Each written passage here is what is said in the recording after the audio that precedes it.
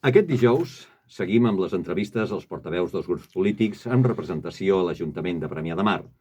Aquestes entrevistes es van iniciar el dilluns passat i es van fent de menor a major representació al consistori.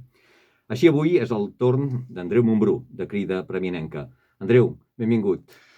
Molt bon dia. I en aquests dies sempre diem tot bé, esteu bé, perquè gairebé aquesta és la pregunta. Ja hem buscat el brou i l'essència és aquesta. Si estem bé en el nostre entorn, no estem bé nosaltres mateixos. Per sort, en el meu entorn immediat, sí. I això, mira, la veritat és que no hem notat gaire els efectes directes de la pandèmia. Diferent és si obres el foco i la situació general, que és prou complicada. És important, de tota manera, tenir aquesta seguretat que l'entorn està ben guarit per poder fer que aquesta visió, aquesta macrovisió, després es pugui fer amb totes les garanties i amb tota la tranquil·litat. Per què? Perquè venim amb un any de legislatura, un any i escaig de legislatura, un any de govern en minoria, un any de preparació d'alternatives, una pandèmia i una moció de confiança del govern perduda. Déu-n'hi-do. Ha sigut un temps intens, la veritat és que sí. Ha sigut un temps polític, social, econòmic, molt intens. Tenim moltes incerteses per davant i també, per tant, molta feina que s'ha de fer, no? Pensem que és molt important situar-se en aquest context de pandèmia, de crisi econòmica, i també des dels municipis, des dels ajuntaments, és essencial que puguem intervenir en aquesta situació, no? Encetem el curs perquè venim d'una moció de confiança perduda que ens portava cap a una alternativa a l'actual govern o ens portava a la consolidació de l'actual minoria. Finalment, no hi ha hagut alternativa al pacte de govern actual. Per què ha passat això? Bé, de fet és conegut per tothom. Nosaltres, després de les eleccions, enteníem que els resultats electorals legitimaven, indicaven un desgast de l'anterior govern i que possibilitaven un canvi. Des de Crida Premianenca, des d'un inici, vam apostar per això. Això passava per un acord amb Esquerra Republicana, amb Premià en Comú, i també, evidentment, per dialogar amb el PSC. Nosaltres, no enganyem a ningú. És evident que respecte al PSC ens allunyen moltes coses a nivell nacional, a escala social, també respecte a la gestió municipal els darrers anys, però vam fer un procés assembleari com a Crida Premianenca, assumint contradiccions. Vam pensar que prevalia la necessitat d'un canvi, d'una regeneració democràtica, d'un gir en les polítiques per apostar per polítiques socials, per polítiques de transició ecològica, i per tant la nostra aposta va ser intentar aconseguir un acord en el marc d'aquestes 4 formacions. Enteníem consolidar un govern de canvi i un govern escurat cap a l'esquerra. La veritat és que abans de la investidura havíem arribat fins i tot a un preacord. Finalment el PSC se'n va desmarcar. Malgrat això, després, un cop passada la investidura i amb el govern en minoria absoluta, amb 5 regidors de 21, un altre cop vam tornar a negociar, no? I a posar sobre la taula totes les opcions. Nosaltres hem tingut la màxima predisposició d'arribar a entesa sobretot del que ens sembla important, que és el programa polític que s'ha d'implementar des de l'Ajuntament. Hem estat un any de negociacions, principalment en clau programàtica, i finalment és el PSC que ha considerat, pel que sigui, ha preferit tornar a reeditar el pacte, diguéssim, sociovergent, i per tant ha preferit una alcaldia del PDeCAT a una alcaldia d'Esquerra Republicana i ha preferit continuisme a no aquesta possibilitat que estava oberta de fer un gir en les polítiques i en la gestió en l'Ajuntament. I aquesta ha estat la situació. Aquesta minoria majoritària tampoc és un fet excepcional que passi només a Premià de Mar en el moment de presentar els pressupostos. S'ha fet a Barcelona amb Ada Colau, Dolors Sabater també ho va fer-ho a Badalona. És una alternativa que hi ha en el moment en què hi ha totes aquestes moltes candidatures, diguéssim, que estan allà i que és difícil de vegades tirar endavant. Perquè semblava com que el moment, el que tensionava tot això, la pressa, etc., era l'aprovació d'un pressupost, perquè sense aquest pressupost quedaven moltes coses penjades, no? Sí, a veure, nosaltres aquest és un instrument, el de lligar els pressupostos a una qüestió de confiança que existeix, que és un instrument plenament legal. Nosaltres considerem per això que és un instrument que és escassament democràtic, no? Perquè el que permet és aprovar la qüestió més important d'un ajuntament, que és el pressupost, sense comptar amb la majoria del ple i, per tant, sense forçar a que es creïn consensos. No? Això ho hem dit, és legal, però entenem que és un mecanisme escassament democràtic i, finalment, el govern ha optat per això. Però l'alternativa és col·lapsar la institució. No, l'alternativa és estar disposat a negociar. Està disposat a negociar. Nosaltres... Però porten un any vostès negociant, no? Ara parlo del govern actual. Sí. Parlo del govern actual.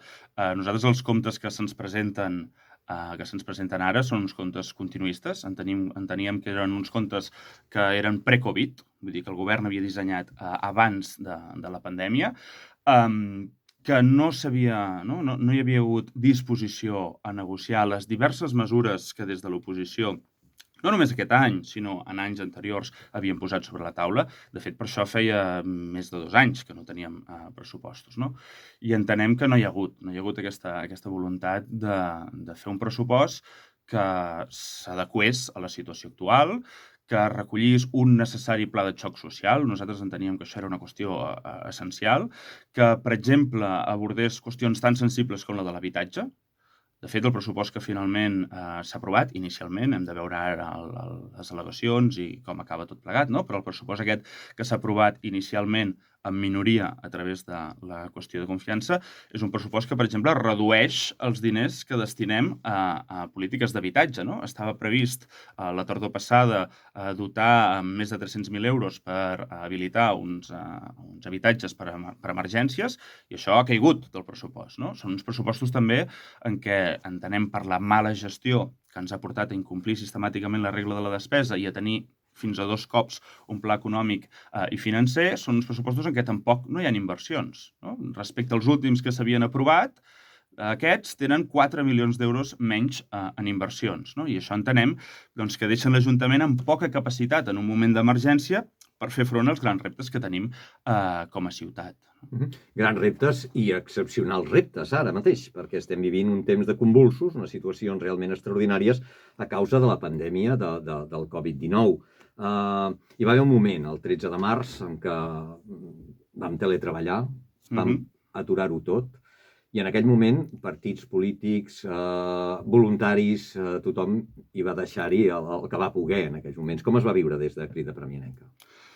Bé, moments, ja ho hem dit, molt convulsos, no? Per poc que fem un cop d'ull el que ha passat els darrers mesos, veiem que a Catalunya hi ha més de 500.000 de persones que estan en ERTO, no? I, per tant, més de 500.000 de persones que han vist reduïts els seus ingressos de forma notòria. I això hi hem de sumar tota la gent que ha perdut la feina o tota aquella gent que treballava en formes d'economia submergida, diguéssim, o informal, i que es troba en una situació molt crítica. No?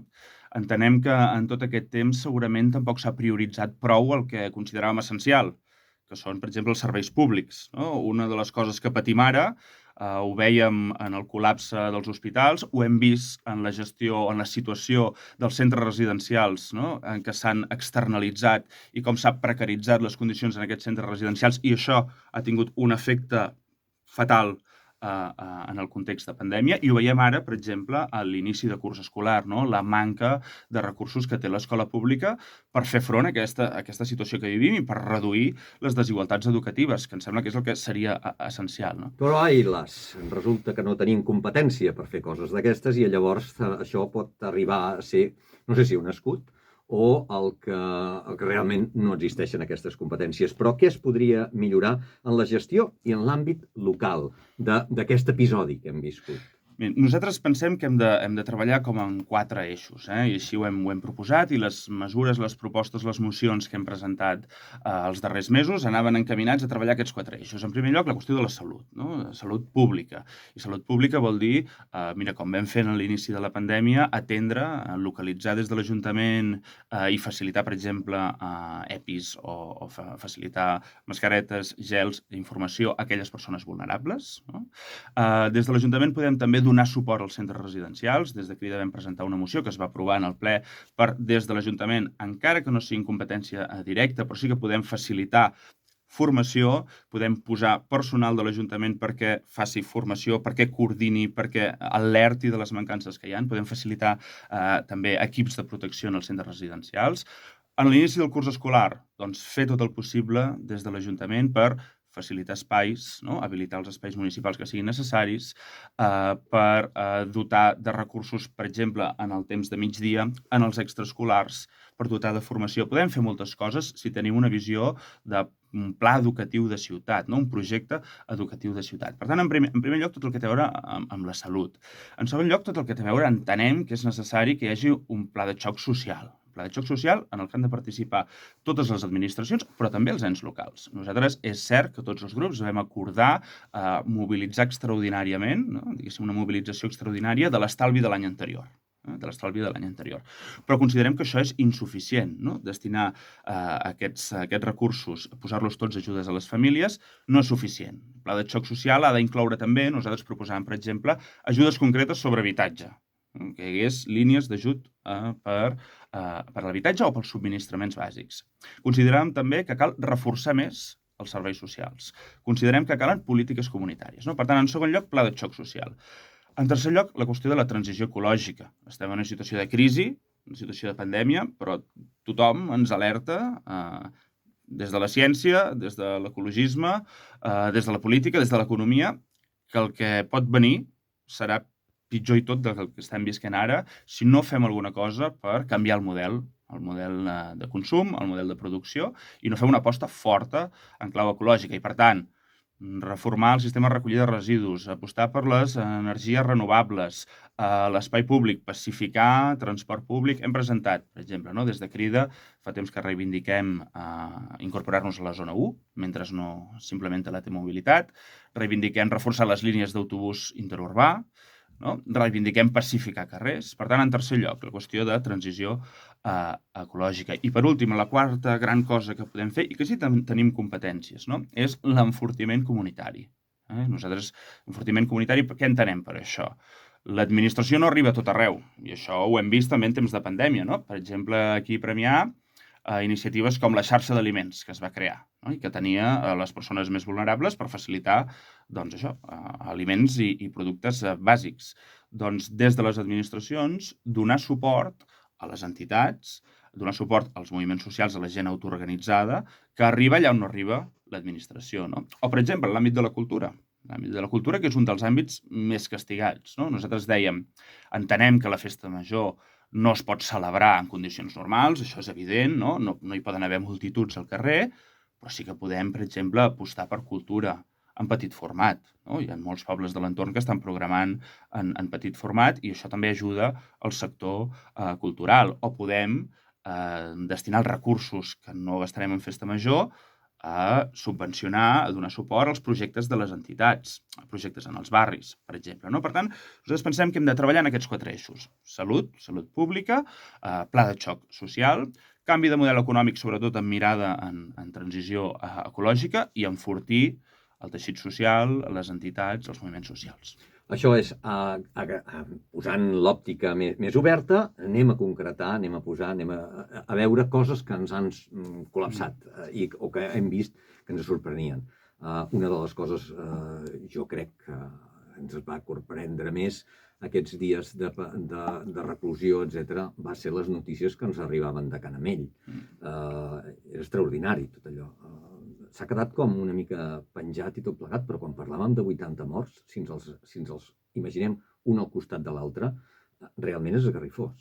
Una situació molt greu i que entenem que, evidentment, es deriva de la pandèmia, que és una situació imprevisible, però que també té molt a veure amb quin ha estat el model de cura a les persones grans que com a país i des de la política hem estat promovent, no? Nosaltres entenem que no pot ser que la cura, l'atenció en la vellesa depengui de grans multinacionals, d'empreses que es guien exclusivament pel lucre. En què s'ha traduït això? Doncs en manca d'efectius. En què es tradueix també? En personal absolutament precaritzat, evidentment feminitzat, no? Si mirem qui treballa en els centres residencials, són dones, molt majoritàriament, i són dones que cobren molt poc, no? i la manca de formació, la manca de recursos, no? I la reacció, un cop apareix la pandèmia en els centres residencials, la reacció més basada en ostres, en compte, no diguem massa, no informem, no tal, perquè no sigui cas que aquí perdem el negoci, en comptes de posar la salut i la vida i la cura de les persones davant de tot, no? I per tant nosaltres diem, també una mica obrint el focus, com a país hem de fer un plantejament i pensem que és necessari que els centres residencials passin a titularitat pública, que aquí seria interessant que passessin, que intervingués en la gestió als municipis, evidentment dotant-los de recursos, i mentrestant podem fer coses. Nosaltres a la moció que presentàvem i que es va aprovar, per exemple, el que dèiem era, mira, des de l'Ajuntament podem contractar, posar una persona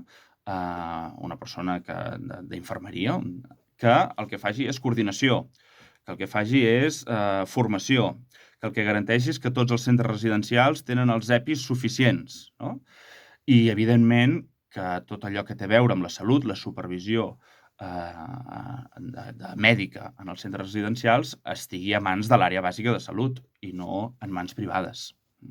Realment aquí es va poder veure que les residències, anem a dir, més petites, de petit format, van ser més exitoses en la seva funció que no aquestes macroresidències, sobretot que estaven, el que deies, doncs, a nivell de cadenes i amb capital possiblement fins i tot internacional, no? Qui va assistir més, qui va poder fer les cures, eren aquells, posem-hi de quilòmetre zero, que es podien atendre molt millor els nostres avis. Però, de tota manera, això és una qüestió que s'haurà de resoldre. No ho tenim resolt a aquesta final de l'etapa de la nostra vida. Ho hem de donar-ho al mercat. No. O sigui, hem tingut la salut universal fins a un moment en què llavors els últims anys els donem al mercat. Bueno, els últims anys i no només. Per això posava l'atenció en quan parlem de pla de xoc social, un dels elements clau és serveis públics. I això té a veure amb... En el cas de les residències és flagrant, no? Perquè de forma molt majoritària les cures, que parlem sovint, estan externalitzades, no? Però també en el cas de la salut, vull dir, la situació en els hospitals, abans de començar l'entrevista comentàvem, no? Amb aquestes imatges que hem vist de sanitaris protegint-se amb bosses de plàstic per manca d'EPIs, no?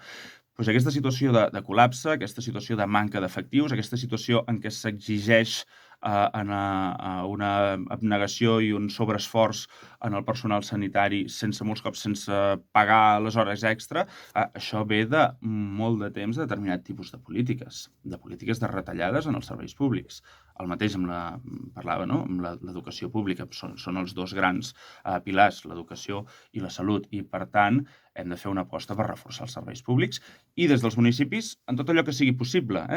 Parlem, per exemple, si parlem d'educació, mapa escolar. Quant de temps fa que tenim pendent elaborar el mapa escolar municipal que ens serveixi per defensar l'escola pública, no? Que els darrers anys l'escola pública a Premià ha patit diversos atacs, hem perdut línies, vam tenir l'amenaça de tancament d'un centre, doncs, ostres, fa molt de temps que pensem que ens cal un mapa escolar i un projecte educatiu de ciutat que reforci l'educació pública, no? Que garanteixi, per exemple, l'educació en totes les etapes de la vida, que garanteixi una educació que no només s'educa a l'escola, sinó que tota la comunitat, les entitats, fora de l'horari lectiu, en els migdies, garantir que també s'educa. Garantir que aquelles persones que amb menys recursos doncs, tenen també, per exemple, beques per fer extraescolars, no? Aquest tipus de polítiques pensem que són essencials i sí que tenim moltes competències. Podem tenir moltes competències des dels municipis per fer aquest tipus de polítiques. Serien la gestió d'aquestes polítiques i possiblement també es podrien demanar recursos a institucions supramunicipals perquè, de fet, gestionaríem més a prop allò que els altres poden recaptar d'alguna manera, no? Això és evident i sempre ho hem dit, que els ajuntaments, els ens locals, estan infrafinançats en el nostre context. Això és cert, no? Si ens anem més cap amunt, no? Cap al nord d'Europa, veiem que dels recursos públics els ens locals acostumen a gestionar fins a un 25% dels recursos públics. Aquí estem gairebé 10 punts per sota, no? I per tant sí que hi ha una qüestió que és estructural i que cal que ens plantegem. Però també des dels municipis hem d'aprofitar tots els instruments que tenim i això vol dir una fiscalitat progressiva. A Premià de Mar fa molts anys que diem, en els anys durs en què era més necessari la redistribució de la riquesa, el que hem estat fent és baixar impostos a la gent que més diners tenia, no? I nosaltres el que diem és que, home, en aquest context d'augment de les desigualtats, d'emergència social, on veiem tanta gent en situació de vulnerabilitat, d'exclusió social, pobresa, veiem, doncs pensem que és essencial o que és més necessari que mai que, per exemple, als centres comercials o als grans comerços, no, tenim la possibilitat del 10% de comerços de major valor, doncs, augmentar els tipus impositius, no? O podem recaptar més d'aquella gent que té moltes propietats per afavorir, per exemple, polítiques d'habitatge que garanteixin que aquella gent que no té recursos pot accedir també a l'habitatge. Recordo la gran lluita, el 25-25-50, 30-30-60. Però, esclar, són els mateixos que dispensen els 60, o que els 40, els 50, són mateixos partits polítics que primen la concentració, per tant, a les institucions més grosses que tinguin més pressupost. Perquè hi ha els mateixos partits, a les institucions petites que a les grans. Però sempre es queda escurat els grans pressupostos a les institucions més grans que a les petites. Nosaltres som una candidatura municipal i municipalista, però a ningú se li escapa la nostra relació amb l'esquerra independentista, amb la CUP, amb sectors de l'anticapitalisme, procés constituent, etc. No? Nosaltres, evidentment, els nostres referents també a escala nacional no són els que han governat els últims anys i per tant també podríem ser crítics o fer una anàlisi crítica de quina és la política a escala, evidentment, de la Generalitat o a escala de l'estat espanyol i totes les altres coses o les coses diferents que pensem que s'haurien de fer, però en tot cas crec que és més interessant que ens centrem en Premià de Mar. De moment tenim això, les institucions més grosses tenen pressupostos més grans i per tant no hi ha aquest repartiment que era una de les fites del món local. Hem parlat d'excepcionalitat. Aquesta excepcionalitat ha portat episodis solidaris. Ara parlàvem dels voluntaris, de gent que s'ha abocat als veïns, de portar-los menjar a aquella gent gran, fer les cures, en definitiva, que pertanyien a la nostra població. Però hi ha hagut moments no tan agradables, com han estat les manifestacions davant d'un pis ocupat o la radicalitat que s'ha vist sobretot a les xarxes. Quina valoració en feu? Quines solucions es poden aportar o per què hem arribat fins aquí? Doncs nosaltres el que ha passat a Premià de Mar i el que està passant en el nostre entorn ens sembla molt preocupant, molt greu, no? I això parteix, entenem que això parteix d'una situació d'exclusió social, no? Quan parlem d'exclusió social, doncs parlem d'aquest tipus de situacions, no? En què hi ha persones que no tenen els drets garantits, que no tenen l'accés a l'habitatge garantit, que no tenen la possibilitat de trobar feina, no? I per tant això genera situacions d'exclusió social. I això s'ajunta també amb el racisme estructural. Quan parlem de racisme estructural volem dir no pot ser que hi hagi gent que no tingui papers i per tant no pugui tenir un contracte de treball legal i per tant estigui condemnada a la precarietat. No pot ser que tinguem joves tutelats fins als 18 anys i als 18 anys es trobin al carrer sense empara, sense recursos, sense possibilitats, no? de trobar feina. No? I per tant, què és el que pensem que passa? Doncs hi ha aquestes situacions, i aquestes situacions en què deriven sovint? Doncs deriven en problemes de seguretat, no? I deriven en problemes de convivència, que inclouen tota l'agressivitat o la violència també que veiem en forma de racisme. No? Hem vist comentaris o hem vist expressions d'odi que pensem que són intolerables i que no podem de cap manera legitimar tampoc des de les institucions. Davant d'això, què fer? No? Què fer? Parlàvem abans de pla de xoc social, no? Però si ens centrem en la problemàtica més que apuntaven alguns veïns o que reclamaven de la seguretat, nosaltres des de Crida el plantejament que hem fet des d'un inici és la seguretat l'hem d'analitzar o l'hem d'abordar d'un punt de vista global i no podem anar en els símptomes o no podem anar... no, hem d'anar a les causes, hem d'anar a l'arrel. I per tant, nosaltres vam presentar també una moció en el ple que es va aprovar defensant que es creés un pla local de seguretat. No? La seguretat l'hem d'abordar des de la planificació, no podem anar al dia, no podem anar amb ocurrències. I aquest pla local de seguretat pensàvem que s'havia de sustentar en 3 potes. En primer lloc, prevenció. I prevenció vol dir treball comunitari.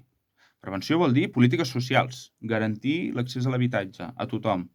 Prevenció vol dir mediació, no? En comptes el recurs policial ha de ser l'últim recurs, no? Per tant, una de les potes de la seguretat ha de ser la prevenció, la política social, la política comunitària, la mediació. En segon lloc, participació.